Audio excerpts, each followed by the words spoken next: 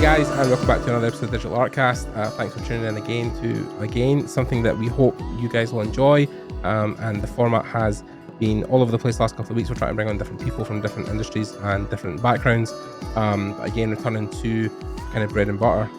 We are with entertainment designer and artist today, art director, someone who has kind of founded his own space in the art space and is helping now students grow and people get into jobs during this time when layoffs are really at their maximum, and we're really seeing a lot of that. So really, stepping forward into the ring and helping where he can, which I think is always great, and why I want to get people on the Artcast to talk about their journey, because people like him are the guys who will hopefully bring the next generation of artists through into work and keep them there. So without further ado, I'm going to introduce Mr. Tim Mathon. Hey Tim, how's it going? Hey, doing great. Thanks for having me there. Yeah, of course, man. Yeah, I think my first introduction to you was, oh God, I'm thinking now, but it was maybe a couple of months back. On Facebook, I think. Facebook originally, but then I think there's this thing with the disconnect where Facebook, where I'll add people because they're creatives or they're artists or they're within the industry, just to expand my network. But then I think I watched one of your YouTube channel videos, and then oh my God. The two kind of like connected, and I was like, oh, that's that guy my friend's list. I didn't even notice. Because I think it was the whole thing of how you basically got kicked out of college or left college, and then got into a job at Ubisoft like within a couple of years, which is like more common the case I found with concept artists and designers. Like school seems like a thing where you're held back by it almost, instead of like encouraged to do better, because they wanted to do to their standards, to their systems, to the way they think should be taught. And I mean, definitely, like, I was having a laugh the other day with one of my friends, how when I started 3D modeling back in when did I join university? 2016, 2017. The university I was at that year I started had just switched from Lightwave or Lightroom, whatever it's called, to Maya. Like they were using, or Lightform. It was like an archaic 3D software. I don't think anyone. Yeah, there are some dinosaurs at that point. Oh my God. Yes, they're like, oh, we discovered this thing called Maya, and it was only because Axis were at Glasgow at the time, and they were kind of encouraging people, like, oh no, we've been using Maya for ages. It's what we use. So they're like, oh, we need to switch to it. But like, yeah, I always feel like schools have that thing behind. So take us back. Obviously, you've talked a bit briefly about it in your YouTube, but you originally left. You went to school for art, essentially, like for yes, illustration, design, something like that. It was a concept art class. Okay. So I was there for concept art. I started as a 3D guy. Mm-hmm. I did 1 year in 3D, and then I transitioned to the concept art class. Right. And I was thinking, okay, I'm going to kill it. I'm going to crush it. I'm already in the school. I know how it works. I was not as the guy who wants to do concept art, except that all the kids were in class with me. They were way better than me. All right. Okay. And the entire first year was traditional, and I was mainly a digital person. I jumped directly into Photoshop and 3D. Right. I had some fundamentals, but I didn't know how to translate them traditionally. So it was a very painful year. Right. I had to basically do everything in 3D Photoshop, then put my screen flat, duct tape some paper and trace on it. Oh, you mean like traditional, like it was like pen and paper? Yeah, it was only pen and paper. There was zero digital that first year. I was like, oh no. So yeah, literally laying my screen flat. I stabbed one of my monitor with a pencil one day accidentally. So I lost one monitor when I was a student. Jesus. And I did that for the entire year. I didn't know how I managed to graduate in the second year. I was like, okay, finally it's fully digital. And now it was 2014, 2015. It was the time where big artists like the Naughty Dog artists like Mache, Shadi Safari, right, John Sweeney, all that generation of artists were starting to become big. They Sweeney arrived on the market with photo bashing. Yep. The first occurrences of 3D use for concept art. They were bringing the juice. And I was like, this is the future. Yep. And finally, it resonated with me. I was like, I don't have the time at school to learn and practice traditional drawing as much as they want. So right. that I don't just that they don't have the time. They want me to have result. Yeah. I need to play with what I have. And as soon as I discovered that, I was like, okay, this is what I want to do. This is my niche. So I started committing fully to 3D. I was able to utilize my year in 3D school before. I was playing to my strength. And most of the teacher, except one, they were like, you are cheating. Right. And it was already starting to to bug me out because okay, I did not steal any artwork. I didn't do anything. I think my camera Oh no, bugged you're for a there. split Yeah, second. yeah. That's fine. So yeah, I was not stealing anything. I was not cheating according to my definition, and I was sleeping. While Right. all my classmates, they were not sleeping at night. They were drawing, and I was saving time. My perspective was good. And it was that conflict with the school during the entire year. And eventually, I decided to quit. Right. I was like, there's no way to continue in a school I pay for that want to discourage me from trying, um, calling me a cheater while I'm just achieving results in other ways. Right. And they want me to stick to their methods, but none of those teachers, they are concept artists. So why should I even bother listening to them? I was a little punk at the time. I'm still a little punk, a bit, just a bit more mature, but I'm still one of those very rebel guys. Yeah. I think, and it was not fitting with the school. I left, and the only teacher who was believing in me, he took me under his wings. He was like, "Okay, you want a job? Okay, start with Ubisoft. Do this, do this, do this, do this." I followed exactly what he told me to the letter when it comes to the content of my work, or I should structure my portfolio. Yeah. I applied. I got my job first try. It was the first time I applied to any company.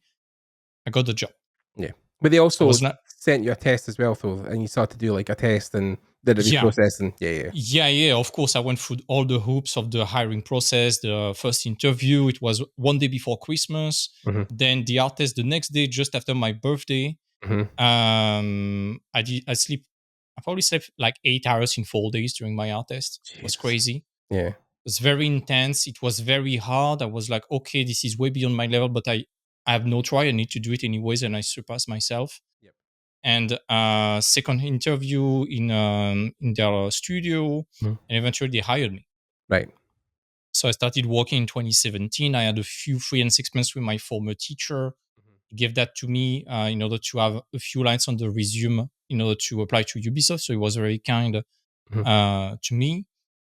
I got hired, and I was like reflecting on what my teacher told me, and also on the first question the HR asked me during that first screening interview, which is, "So you graduated from art school and you got Oh. your degree, right?" In my head, I was like, "Oh no." Yeah. Yeah. And I just say, "No, I'm self-taught," and she immediately interrupted me, like, "No, we prefer self-taught artists rather than graduate." At the moment, I was like, "What? Thank God. Really?" Yeah. Okay, so it's not just me thinking the school was trash. It's really that schools in general are trash. Not Yeah. all of them, but at least this one I was part of was very bad. Yeah. And yeah, this was a huge revelation. And I was already angry at the school, and it made me even more angry at that school Yeah. because I was starting to get like a big red pill about that art school, especially. Yeah. I was really realizing, okay, so the kids who are going to visit that art schools, they are in high school, they are like 17, 18. They don't have a sharp enough eye when it comes to noticing what is professional art from what is just a fancy picture. Yeah. So the school is gambling a lot on the credulity of those artists and kids to sell them anything. And when those kids realize that what they have been taught is not enough to join the industry, it's not good enough. Yeah. Either they already graduated and they are just crashing on the doors of the industry, and a lot of artists today are doing exactly that still. Right. Or else they are maybe 2.5 years through the process. They are 6 months away from graduating. The school already got all their monies, and they just have to commit to just reassure the parents. Yeah. And it made me extremely angry at a lot of art schools. Not all of them. There are some that are extremely good. Yeah. But most of them that are just businesses to milk the dreams of those students. Yeah. I started to be very hostile to art school with a passion, not vocally, but in my mind, I was finding it very unethical and morally abject. Yeah. Overall. Which is probably part of the reason why you're now teaching and doing what you're doing. Yeah. Yeah. I'm going to come to that a bit later. But I was angry, but I was having a job. And then my career started. I did Ubisoft, I did Netflix, I did Quantic Dream, NetEase, Share Creator, so a lot of outsourcing for games. Right. Then I decided to try, I also did Quantic Dream. I decided to transition from concept art to illustration, like D&D illustration, because I've been the GM for over 15 years and it's been my thing. Oh, nice. And I've been building most of my career alternating between pre-prod concept art and illustration. Right. So I consider myself more like an illustrator slash, I know this is not a trendy term today, but at the time it was like keyframe designer at the time. Right, yeah. It's quite a natural, like even like Miche, like the last time I spoke to him, with him working for Marvel, it's quite a natural progression, I think, for what you do. Yeah. So I was doing a lot of pre-prod and fancy pictures Mhm. where there was a lot of mood, a lot of storytelling involved, a lot of senses being engaged that you can smell the picture, and really to pitch the early project. Yeah. I worked on some Warhammer stuff, some Total War, some nice. Lord of the Rings related games, a lot of stuff. Yeah. Um, So you're doing stuff with Creative Assembly and things like that as well. yeah. Indirectly working for them, yeah. So that it's been my career in terms of production. I moved a lot to crypto gaming when it was still trendy and still hopeful, let's say. I did concept art, I did art direction. I went back to normal gaming just before crypto gaming crashed. Yep. As an art director this time at Eden Games and senior concept artist. And gradually, I've been starting to teach in schools. Yeah. And I really noticed what I was afraid of, that some schools, most of them were very bad. And a very few that I've been teaching at were extremely good. And no wonder why they were so good and why the other were so bad. And the problems I got when I was a student, which is that I was not satisfied with what they were teaching. I tried to compensate that. Of course, I know, as I told you, I'm a bit rebellious. So maybe my way of teaching, despite granting result, is probably not the most conventional one. Right. And I got into a lot of troubles with some bad art school. Right. One of them that I was teaching at last year, and it was the final nail in the coffin that really motivated me to launch my mentorship, is that I got low-key lied to about the level of the student. I was preparing a big environment design course with 3D. It was supposed to be very intense. They never opened Blender in their entire 5 years at school. Oh, wow. Their level being between 4th and 5th year was abysmally low compared to other art school, even bad ones. And I had to change my program on the fly. And I was just like, okay, let's do an introduction to Blender. Let's get you to practice. And as they are doing stuff in autonomy, let's just discuss about the industry and the expectations. That's the best I can do to save the day. Yeah. And I gave us my insight about the industry. I answered their questions. It's nothing that is groundbreaking. It's just me answering questions from students about how it works, my experience, and all of that. At the end of the 5 weeks of teaching, the school was like, okay, we are not going to pay you because you told them too much, and we are in trouble because they are angry at us now. What? Yeah. Okay. Yeah. Okay, guys, sure. I got my money, thankfully, but I was extremely angry, and I was like, okay, F most art school. I'm going to build my entire art school. Yeah. I'm going to build my thing, my vision. I'm going to start a movement. I didn't know what I was doing at the time. I started to do a free course, which is an entire curriculum that is what I wish I had at the time when I was a student. It's a compilation of everything I have learned from or I wished I had at the time. And the goal of that course is to provide you a better curriculum than an art school for less than $1,000 a year by buying online tutorials. And I'm getting discounts to everyone now, thanks to the fact that it's growing big. And I started that. And at the same time, I started teaching a mentorship because across all the years I've been teaching that, I was teaching the method that my teacher told me when I got kicked out of art school. And when I got my job at Ubisoft, I understood the principle and I tried to beta test that formula on students. And those who applied it, they were not numerous, but they got a job. Those who didn't apply it, most of them didn't get a job. So I was like, I'm adding on to something. And I worked on that. I launched my mentorship about that. And it's been a year and it's grown extremely big to the point that I'm only teaching now. I transitioned out of the production to only teach. And the results have been mind blowing.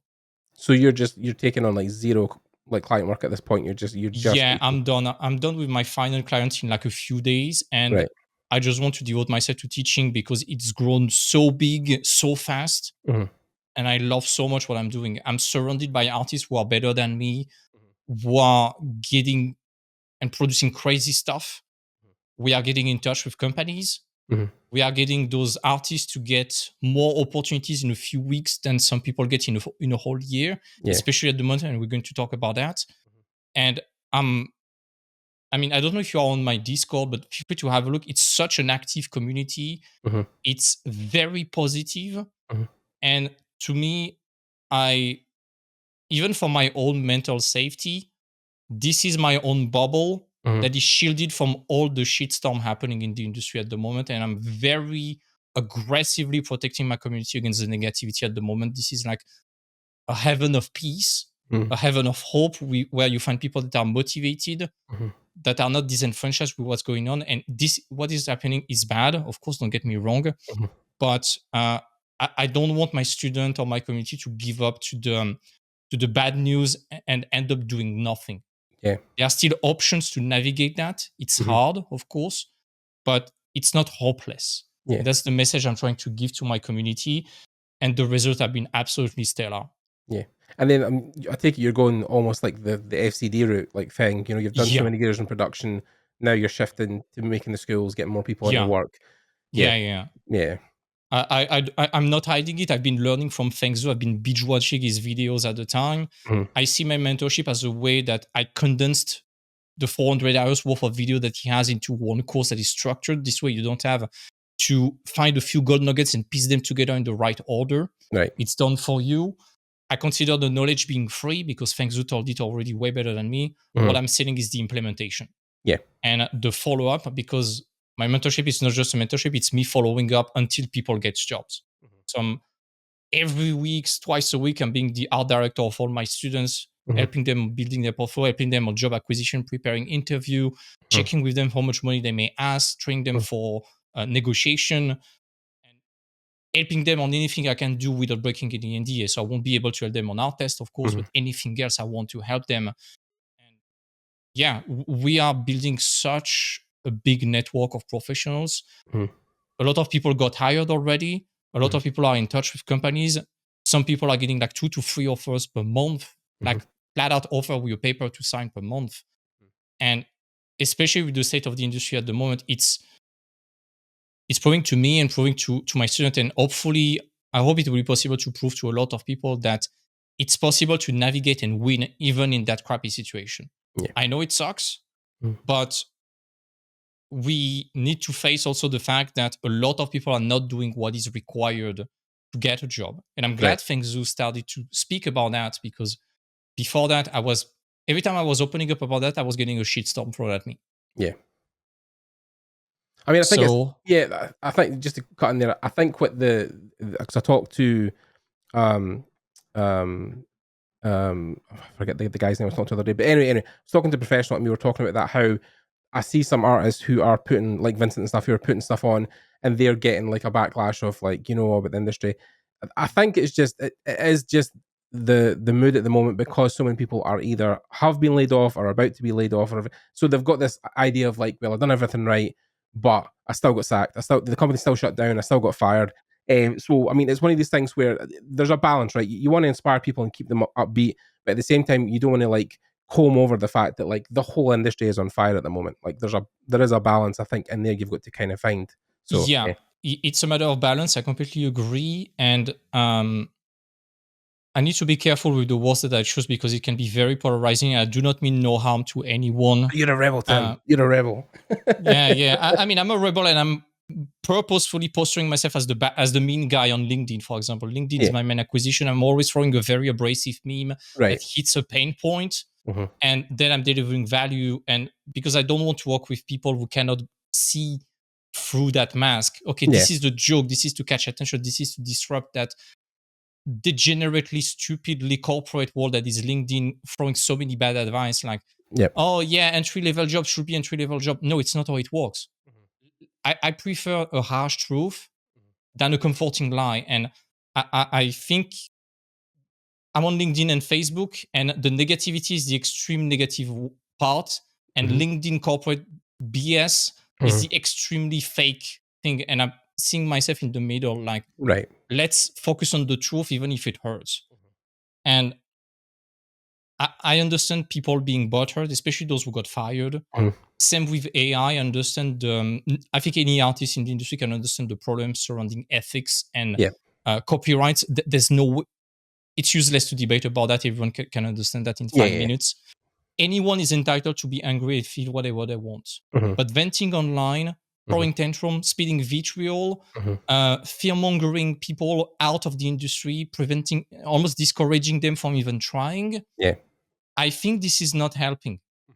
I understand why people would think this way. I understand the psychology, at least the superficial level of psychology of why people like to conglomerate and wallow in misery. But this is not what I want to deliver as a message, because to me, spreading bad news, it's not helping anyone. Every time someone is like, oh my God, new AI, bad news, new layoff. Okay, it sucks, but it's not in my control. So what should it be my problem?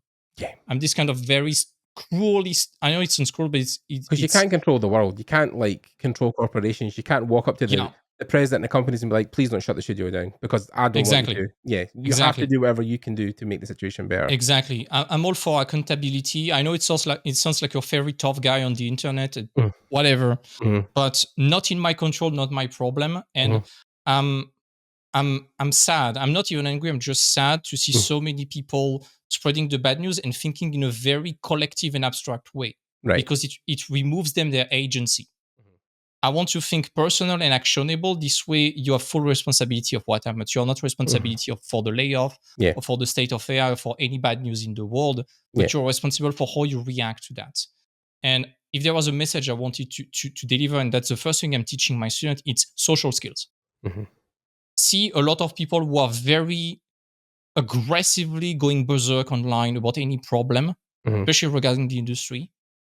It's going to backfire at them very soon, because it's clear that during a hiring process, people might be susceptible to check your social media. And if they see that all that you have been doing in the last 6 months is spitting vitriol at everything online, it's going to be bad press for them if you have their name of the company in their bio. And for any company, it's going to be easier and cheaper to not hire you or even fire the problematic person, rather than having to deal with a shitstorm regarding PR.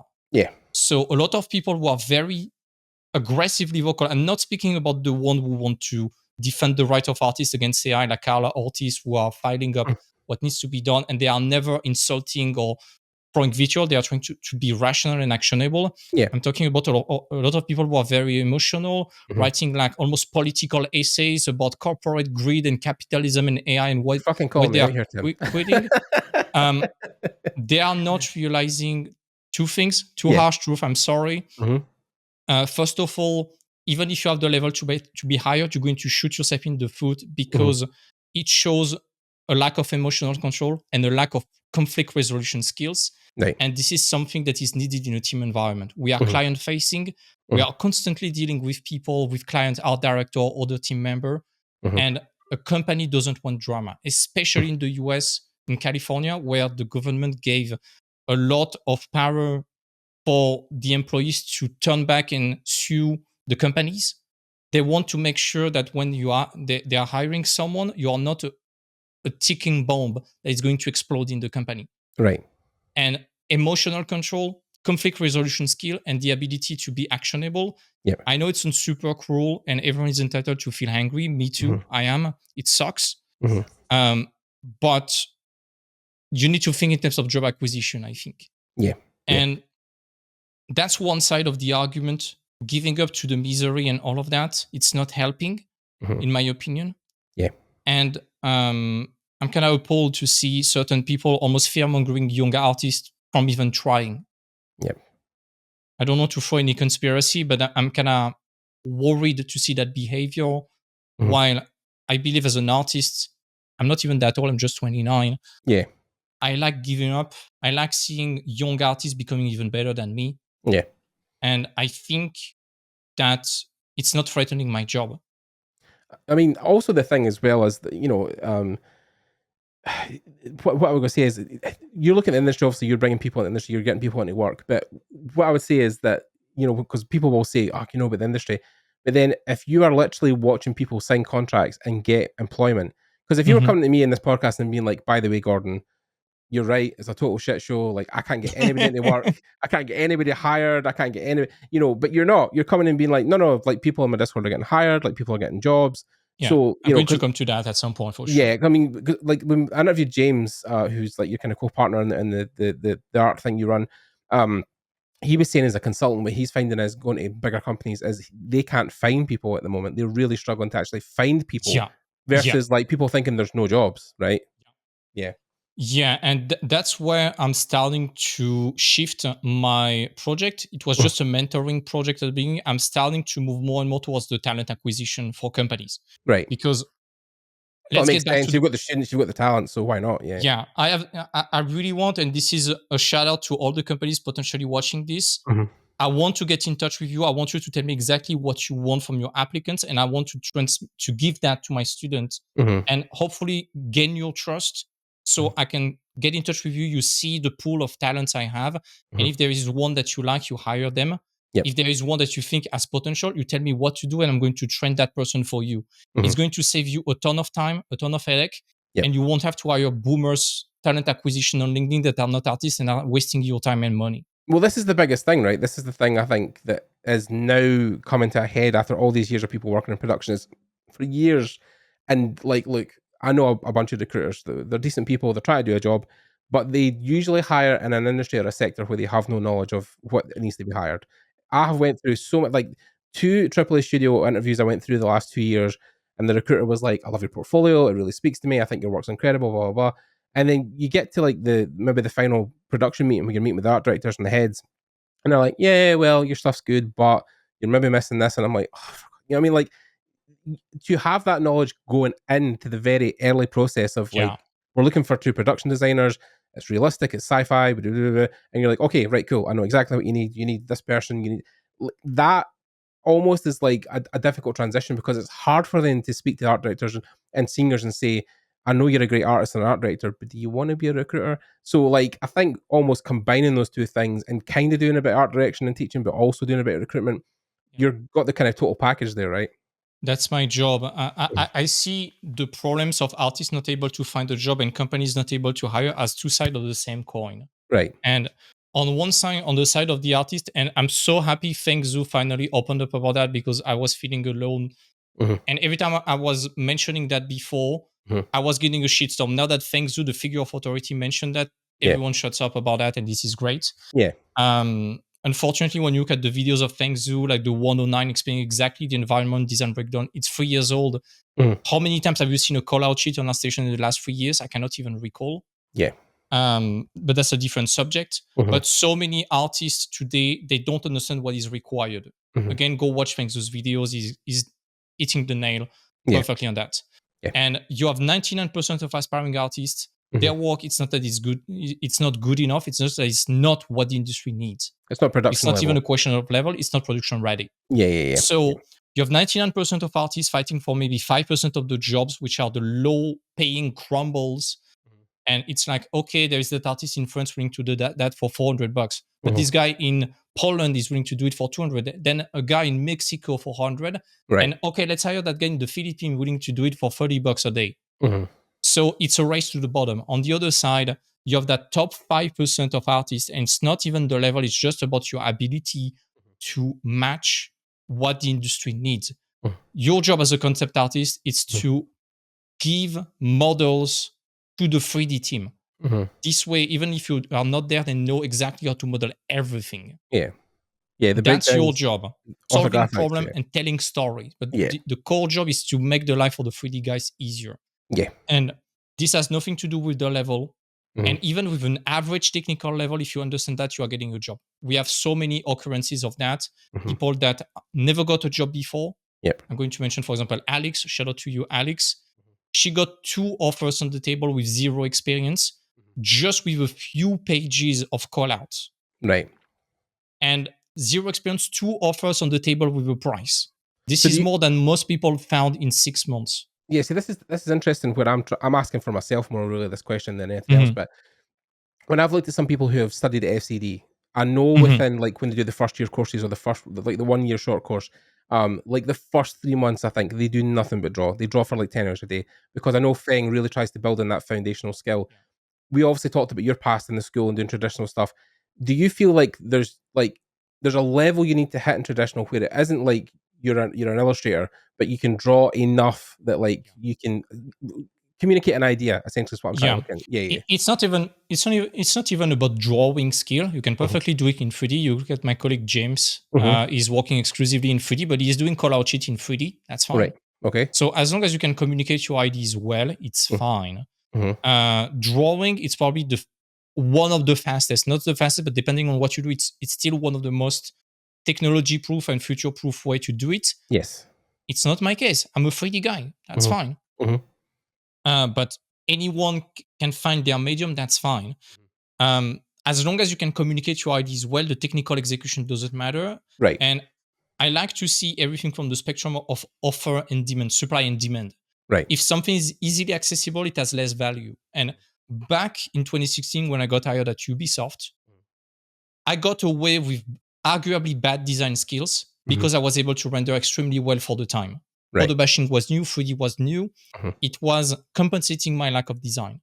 Right. Today, it's so easy to make something beautiful. Mhm. Anyone with 3 weeks of training on Blender and $200 given to JAMA on big, medium, small, Right. you play Legos with pre-made assets, you press F12, you wait 4 minutes, you have a fancy render. Mhm. And this is why it's so enticing. It's low effort. Mhm. There's a high probability you will get up to a beautiful picture. Mhm. There's little risk for failure. It's Mhm. fast to do, so it's very appealing. On Right. the other side, what Feng is teaching, or what hopefully me I'm teaching, Mhm. is okay. Dream outcome: a picture that is not that fancy, but people need. Probability of making it properly, 90% of your work is going to go to the trash bin because you need so many iterations. Mhm. Time to make it is going to be very long. Effort and sacrifice, you're going to bleed. So it's not very enticing. That's why you don't see that many call out sheets or production ready work on Mhm. Artstation. But for a company, because this is rare, this is extremely valuable. And Right. the other side of the equation is that the 5% of artists, they have 95% of jobs. Mhm. They have so much job and work that they are booked until 2026, 2027, Right. and they cannot take more jobs. So companies, to get them, they have to pay them ludicrously high price, like 800, 1200, 1500 a day. Mhm. And this is ludicrous price. Yeah. Like I was gonna say 1500, 1,500 a day is ridiculous. That's some people's 1500 a weekly day, pay. Yeah. this is almost 450 G's a year. Yeah. Something like Let's say that. Yeah. half a mil a Yeah. year, I roughly. mean, if you're working obviously the full year, it depends obviously on the contract. You may only work Yeah, 3 of months or course. something. Yeah, but yeah. Assume let's assume you work full time at 1,000 a day, Mhm. full time with a few vacations. That's roughly 250, something like 220, 240. 230, 240 Yeah, yeah, k something, a yeah. year. So nearly 250,000 basically. Yeah, that's a Yeah. quarter of a million. You live extremely well anywhere in the world. Yep. So, I mean, like, yeah, I mean, this is the thing as well that's interesting where, so, I mean, the 3D stuff is probably akin to also meaning that you might only work in a certain section of the industry because then if you're doing more 3D than 2D, you might do more photorealistic stuff, more movies, more Netflix stuff, like you said. So it's less like you want to work for Blizzard or Riot or something like that, where obviously that skill is more illustration, is more hand drawn stuff. Yeah, but then but like I have seen people make the jump, like Matthias Sameke. So Yeah, he obviously started when I went to his talk in 2018, I think, at Industry Workshops in London. He was showing his work on, I think, Division 2 at the time, or Division, whatever it was. yeah, But it was all 3D photo bashing. He was breaking down his layers, but now you look at Mathis work, and it's like super stylized. Riot Games, like Dream Animation, Ghibli style stuff. But then like he's obviously on the back of working professionally and doing the stuff that was photorealistic. He's then now, of course, like in his own time, drawed and illustrated and taught himself how to do Yeah, that stuff by himself, and now is where he is now. So it's not a thing where like if you start there you can't progress. It's just that sometimes you can take those jobs to get experience and then in the back build into what job you want to work in. Because Completely. no Yeah. job in this industry is a linear path. You can always divert. Yeah. So yeah, And that's something I say to my student is that the first job you're going to do, the first specialty, by no means this is defining your entire career. This is just your entry point and you should play to your strength and what you like, of course. yep, As soon as you get that job, once you have that security, you can expand on your free time and yeah, progressively either you expand your skill set or else you niche in yeah. even more and you become the specialist about one thing. Yeah, definitely. So I mean, so you're doing this, you're building all the back end, and you're bring people into work. Is this a thing eventually where you'd like to build something like kind of brick and mortar school, or are you still just trying to do it exclusively online? Um, I mean, I am anti-school, so Yeah, this is going to be the punk version of a school if one day yeah, yeah, yeah. we have a facility. Mhm, I like the online structure. This mhm. is more easier. I don't want people to have to move there. It's Right. very costly to move to a place. Yeah, yeah, yeah. That being said, I'm in touch with the government of a country, not France, another one, Mhm. to potentially establish at least an office right there. Right, Be have the stamp of approval from the government and the Ministry of Education in right, order to eventually access the Artstation School profile. right. This way, I can give way more visibility to my students. They Mhm. can register to the rookies, and they can get even more visibility. Right. And even on my side, it Mhm. makes me more credible as an office. Yeah. Right. Okay. I like to keep it small. Mhm. I will delegate a bit of feedback and follow, but I don't want to have a full school structure. I want to keep it small. Mhm. And I like that idea when it comes to that business. Mhm. This is what I call the 4L: low cost, low complexity, low human, low tech.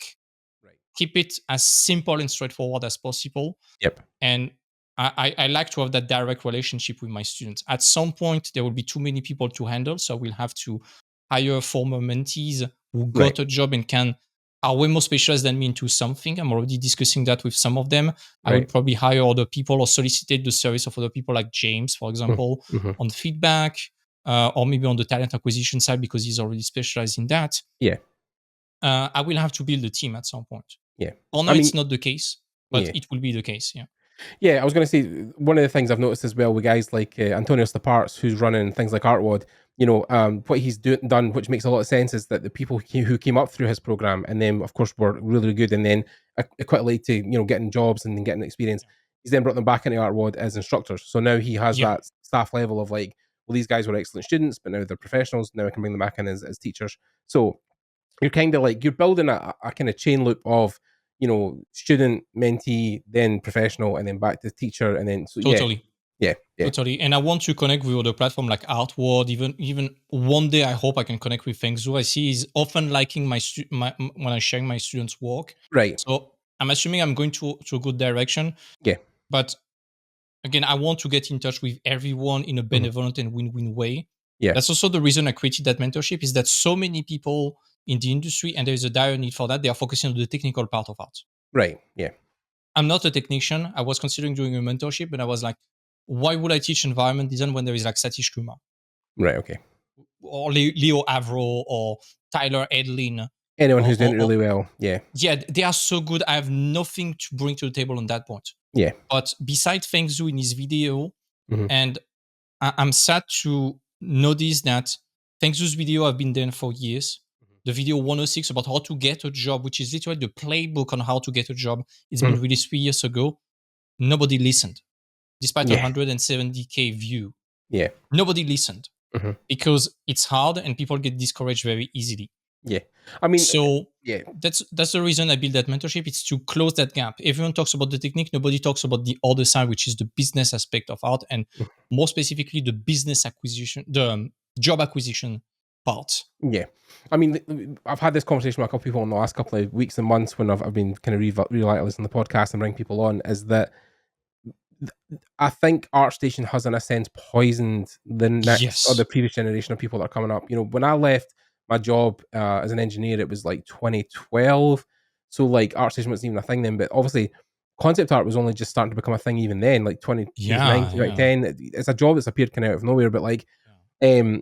like yeah, ArtStation for a while it was the thing you'd open up and you'd see the big picture, the big building, the little person, and that was all Mhm. you saw for like 5 or 6 years, and it was all that was trending. And it feels like no one has really came out and said like, guys, don't pay attention to this. And like you said, Feng stuff's been up for free. you know. And I mean, even if you can't afford Frank's school, if you go through his whole YouTube channel, like that costs absolutely nothing. Like you can just literally sit with his playlist just on all day and take notes. And that's what I done, you know, early on before I got like my jobs, was I just literally sat in front of the computer and took notes every day. I had pages and pages and pages of Same. everything he was talking about. Yeah. Same. Yeah. And it's about Artstation. I see that like in the Instagram for art. Like you see on Instagram, Right. The likes. the body shapes and the lifestyle that you see on the front page of Instagram, it's not the norm. It's not even what is recommended for a lot of people. It's just what people like to consume. And it's the same for Artstation. What you see on the front page of Artstation, even when you log off and just have the Artstation curated, not the thing curated to you, the Artstation selection, Right. it's not what the industry needs. It's not what the industry has done, even when there is a logo from a game, because it's just a curated version of that. They never show the crappy sketches. Yeah. Because on an investment standpoint, an investor would see the sketches, would not have the eye, and would be like, okay, you artists are garbage. What the hell is happening right there? Yeah. So they want to show the sexy stuff. And this is just what people like to consume and press like on, and the algorithm wanting you to stay for as long as possible, just like any other social media, rewards that. Yeah. And what you see on the front page, you might think it's good, it's the norm. Yeah. For some people, it's very good, of course, but this is not what the industry needs. Yeah. This is one of the first things that I'm teaching in my mentorship. This is the difference between Artstation material, you know, the quote unquote trending on Artstation prompt. Yep. Artstation material, production material, and portfolio material. Yeah. Portfolio material, Artstation material, we know what it is. This is the fancy picture, the sexy keyframe, the bimbos, the shiny boob armor, as Shad used to call it. The splash arts, and you this is something I'd call the oh shit, another one effect. Yeah. You're seeing an art piece and you're like, I have seen this 50,000 times already. Yeah. And I mean no disrespect to anyone, by the way. No, of course. Me being blunt. I mean no disrespect. Myself, my portfolio is a mess right now. Okay. Yeah. Let's be honest, my portfolio is a mess. You want a good example of a portfolio? Go see James Nguyen, for example. Go see my student Alex Calderon, for example. Go see those. Those are good examples. Yeah. But production material, this is anything that is required for the production. So design stage, you refine the design, you settle on the main character or the main subject, you do three things. You do the call out sheet. So for a character, this is front view, side view, back view. For an environment, this is the isometric drawing. Right. You do the props, and also maybe if you have the time in the company, if the company requires it, you do the polish picture. Right. That's the three things. Broad design, you narrow it down until you settle on the main thing. Call out, props, polish picture. Yeah. That's the production pipeline. Yeah. The thing is, in a production pipeline, at some point you will have a character. Once you are settled on the character, you do the character in A pose, and you just do variations on clothing. Yeah. If you do that in a portfolio, okay, it matches production material, but an art director might be like, do you know how to pose a character? Yeah. So in a portfolio material, that's the difference between portfolio and production material. In a portfolio, you need to trim off the fat. Anything redundant, you remove it, and you display your skill. In addition to display, you could do the production material. So instead of doing a character in T-pose with different clothing, you do several characters that are different in body shapes, facial features, with different clothing, different poses, and they know because you over-deliver on that, because you are able to pose a character, iterate on a pose character, you are able, certainly, they don't have to see it, you are able to T-pose a character, iterate on that one too. You need to over-deliver all the time. Yeah. Yeah, and again, what's these things, like even with Artstation now, I think especially since the whole AI thing and all that kind of stuff, it's something like 20% of accounts on Artstation aren't even artists. They're just fan accounts or people that are there to just either shit on artists or troll them. I mean, and this is years ago, where like Frank Sung, I mean, he posted up his Abby 3D model from Last of Us 2, and the comment section on that whole post was just absolutely ridiculous. And half of the people commenting, you would click on their profile, and it was literally just a profile picture and a blank background. And it was obviously they just made an account to either troll him or be an Artstation to fan some stuff. But Yeah, it feels like ArtStation. I feel like since it was sold to Epic, it's kind of just went downhill. It's not what it was, what the original vision was for ArtStation, and I feel like it's hard because nothing has really came to surpass it or replace it. There's nothing, really apart from like an online portfolio, obviously, or Behance or something. But like ArtStation, for years was kind of the industry standard of like where you would put your portfolio, where people would go to look for people to get work. Totally. Yeah. That's also something I had. This is a bit of a joke. This is not to be taken literally, but I'm often saying to the artist, you see what you see on the front page of ArtStation, Mhm. you do the opposite, you get a job. Right. Okay. Yeah. I It's, think Feng actually said that at one point. yeah, at the Yeah. risk of sounding extremely arrogant, but Mhm. I'm glad that Feng Zhu say that because he's the Yeah. figure of authority now. So Yeah. I can parrot what he's saying now. Yeah. Um, Well, the thing is, just to cut in there, but the reason I kind of reached out to you initially to get you on the Artcast was because you made that post about Feng being at iMag, and you were saying yeah, about the he portfolio ripped reviews. apart 90% work. Yeah. Some people cried, and it was sad. And I remember during his presentation, Mhm. at some point he dropped that thing, like all those sexy picture. He was rambling about that. At some point, you know what? AI can do it. Yeah. You saw some people's face Like drop. Yeah. dissolve, Yeah. drop, and Yeah. some people were not happy about that. Yeah. Very not happy. You see some people chuckles and were about to boo him, Yeah. and that's the truth. Yeah. You have so many thousands of keyframes that are all the same with Jamas Knight and all Mhm. Stormtroopers and things like that. Yeah. AI knows the formula and is doing it extremely well.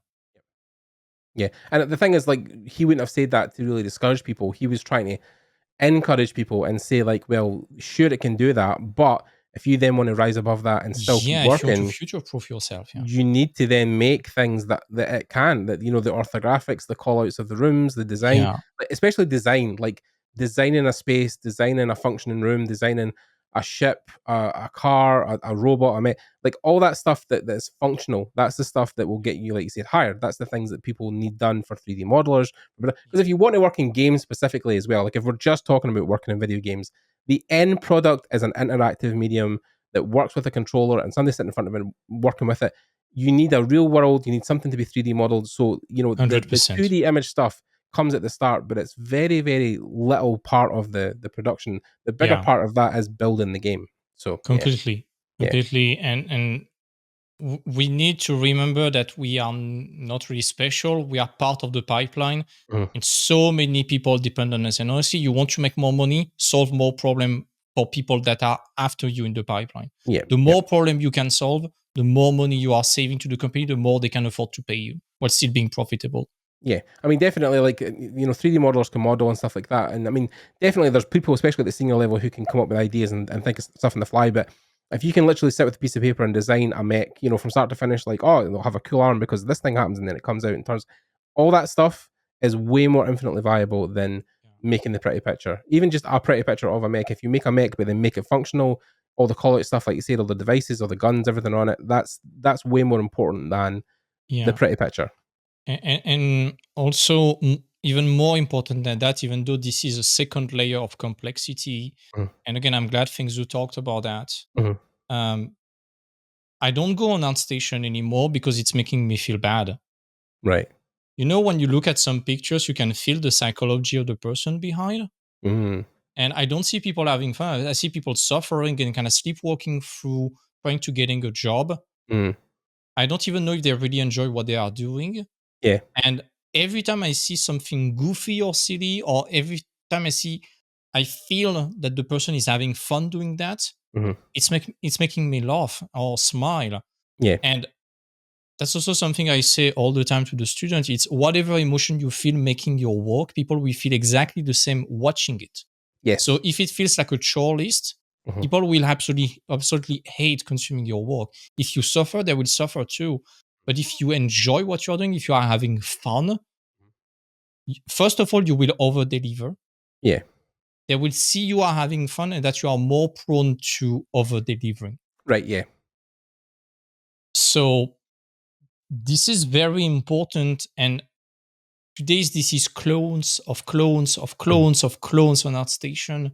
Yeah. And it's, yeah, it's It's It's not something looking that's the going to encourage same. people to then pursue the goal of being an artist in the industry and then want to Yeah, do it because you've got to have fun in what you're doing. I think that's why people have to pick their path and pick it well, because when you get like 3-4 weeks into a project and you feel burnt out, if you love still what you're doing, then that will push you past the yeah, point of I can't do this anymore. I need to stop. So yeah. yeah, totally. And I think this is also tied to the fact that there is too much today. There's too much art on Artstation.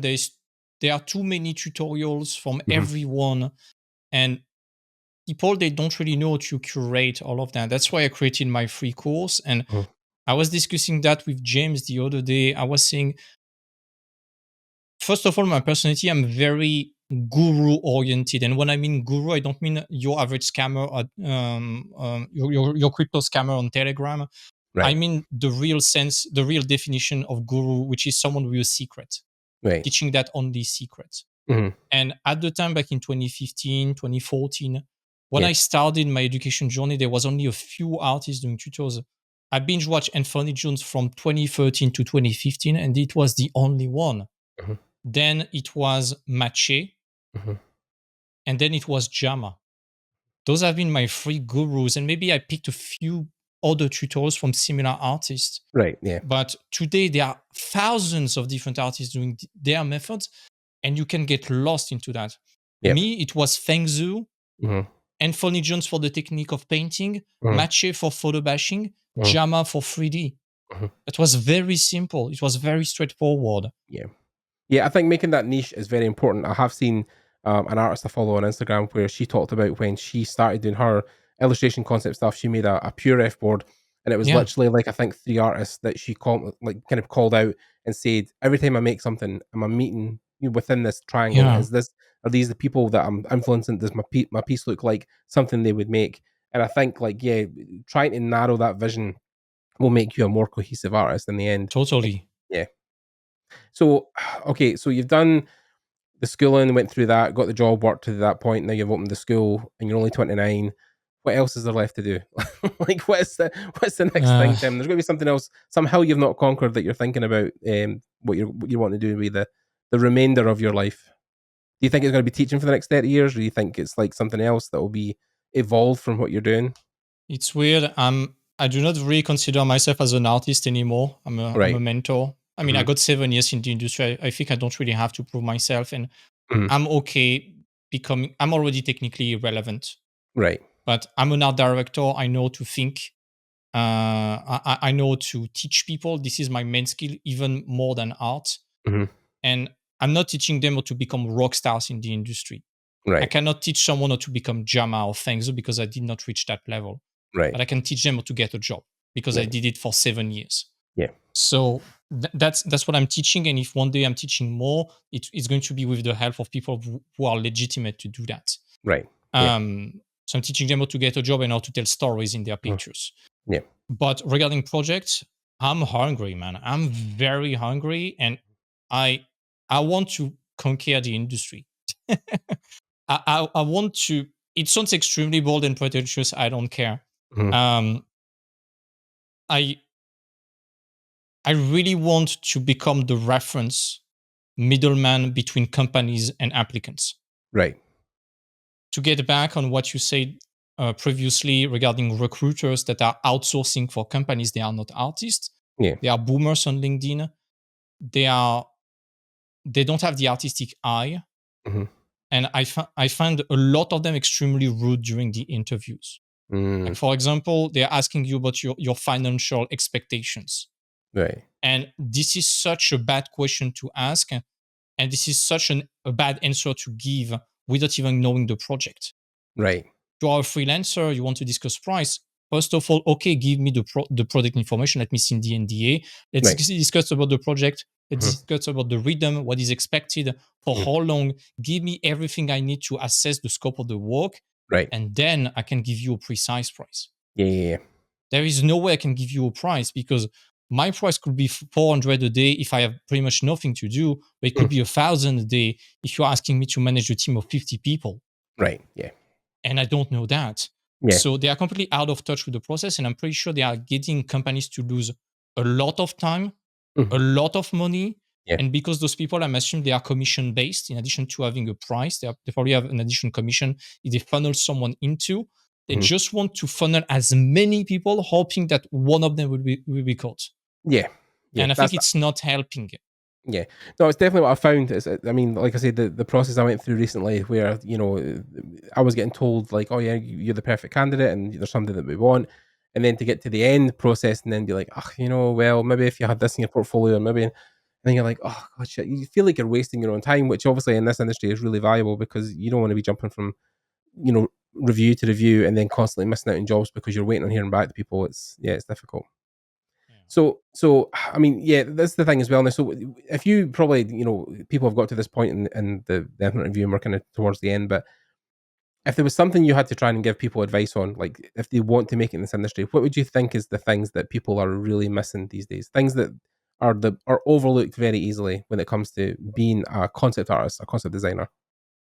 I could do a shout out to my free course and my free video about how to get a job, but I will do that towards the end. Yeah. And you will probably put the link somewhere I in will the indeed. description, something like this. Yep. But my main advice in a more serious way, stop thinking about what you want and start thinking more about what the company wants from you. This will get you jobs. Mm-hmm. They don't want the fancy, at least for concept artists, but even for 3D artists, for any artistic job, or even any job, even beyond the art job, you are not entitled to get a job. We are in a sales process. I know as artists, we are very allergic to sales and marketing. Mm-hmm. It works in different ways. Instead of being an influencer at Dubai with a Lamborghini and two bimbos, it's going to be an artist with a hoodie, a cat sleeping in a basket, and a fancy walnut desk with some cozy lights and plants. Yeah. It's the same. But despite us not liking marketing and sales, as soon as you are working with someone, you are in a sales process. Yeah. Instead of selling bread in a bakery, you are selling your brain power, your problem solving ability, your storytelling, and your art. And you need to solve a problem. You need your client to have a problem, to understand that avatar, that is your client, to understand their pain point, what they want. From that problem, you make a product, which is your art.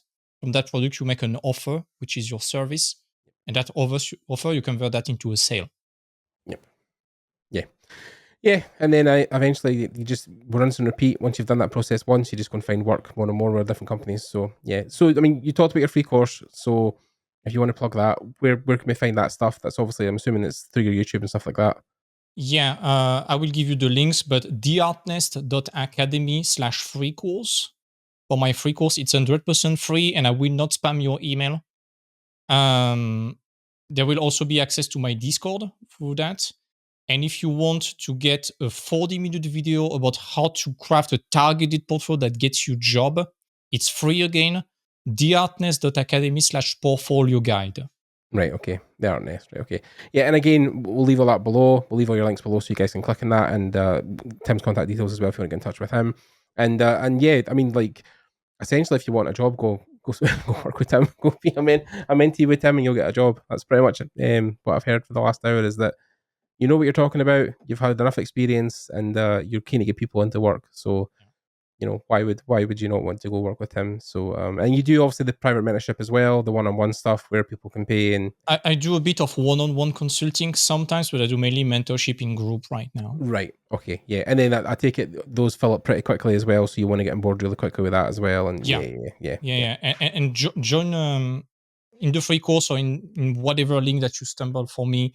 You have the link to the Discord. You will find a community that is safe from all the fear mongering and the toxicity you might find online.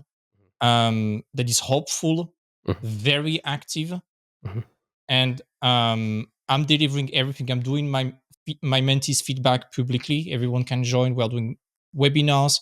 We're watching Pengzu's video together and commenting on them. We are doing so much stuff. Fantastic. Just one last thing. If it's possible to be hopeful, to get back on that idea of the 99% of artists struggling to get a job because they are not doing what is required, it saturates the market. Right. And there are two ways to see saturation in the market. if you're on the bad side, you're going to suffer a lot, and you're going to be ejected from the market eventually unless you change. Right. But it means if the market is saturated, it's very easy to stand out if you do what is required. Right. Yeah. Kind of the diamond in the rough. Yeah. Yeah, that's what my students are doing. And some of my students, they just replace the miniatures of their Artstation profile by callout sheet instead of keyframes. Right. They are getting opportunities just with that. Right. Okay. That's how easy it is to stand out today. Yeah. Yeah. So with the proper instruction, that saturation is a strength, to be honest, if you know to utilize that. Which is great, because I think that's the thing we've suffered from for long enough, is that Feng's great, but his school is quote unquote expensive. If you don't have the cash flow to really go there and study full time, it's not even there yet. The school is done. Yeah, exactly. And that's the thing. And we talk about, like, even we talk about proper schools. Like, I would say people who I was thinking in the industry that teach to a level that would get you work. So you have Antonio's Artwad, you have Feng, Derek Zabrowski's school, Focal Point, New Edge Paris, and that's pretty much it in France. So there's maybe outside in France too, and especially in Europe, there's maybe like 5, if even that. So it's like, it will eventually become the norm. We'll probably get a generation later down the line where these things will be more commonplace. But I think people have obviously been clambering for this kind of stuff, and it's probably why your stuff has took off so quickly, because there's been a thirst for this stuff to be readily available. So thank you from the community, I suppose, is what I want to say, Tim. It's great that you're doing it, and really happy. Anytime, man. It's always a pleasure to share that. If you want us to do other stuff, let's do it. It's always a pleasure. Yeah, I've said to James as well that we might even try and get an episode with the two of you on, talk about amazing. Talk about what you're doing as well. And I try to get people back regularly and have people come on and talk about stuff. So we can do catch-ups now and again and talk about more stuff. But again, it's just, I think it's why for like 2 years I also put Antonio's adverts at the start of every one of my episodes, because I believed in that skill, because I have also been there where, before I got really working full time, where I was struggling to go through a lot of the online stuff and find anything that was really relevant, or apart from Feng stuff, and find any other things. But then when Antonio's school was so structured that you had daily tasks, weekly tasks, monthly tasks, that was the thing I was looking for, was that structure. Because having done 3 years at university where I got taught basically nothing, and then had to leave and fend for myself, like, that was the frustration for me, because I felt so robbed that I'd spent so much money and time on that school, and then came out and I was like, oh my god, I'm nowhere near ready to work. So like, spending nearly 2 years, and then COVID hit. So like, it's been a rough couple of years, but like, I think places like your school and places like your online thing, and then Antonio's is the beacons we need. Even with with Derek's stuff, the Focal Point, it just needs, we need more people to get on the bandwagon of teaching and making these schools. So fantastic. If you guys have stuck to this point, thank you very much for listening. Of course, thanks for Tim for coming on and speaking to us about his experience. I hope you enjoyed it, Tim. Yeah, it was amazing. Thank you so much, man. Yeah, brilliant. Merci. But like, sure. We'll have all the links for Tim's stuff down below. Make sure to check out all of his mentorship stuff, all his free courses, and of course his Discord, who you guys can join up and start learning from him today.